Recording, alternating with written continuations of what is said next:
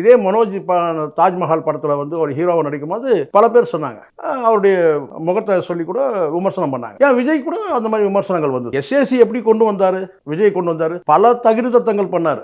சாதாரண விஷயம் கிடையாது. விஜய் ஜெயிக்க வைக்கிறதுக்கு எல்லா வேலையும் செஞ்சார் எஸ்ஏசி. அதில் ஒன்றும் சந்தேகமே வேணாம்.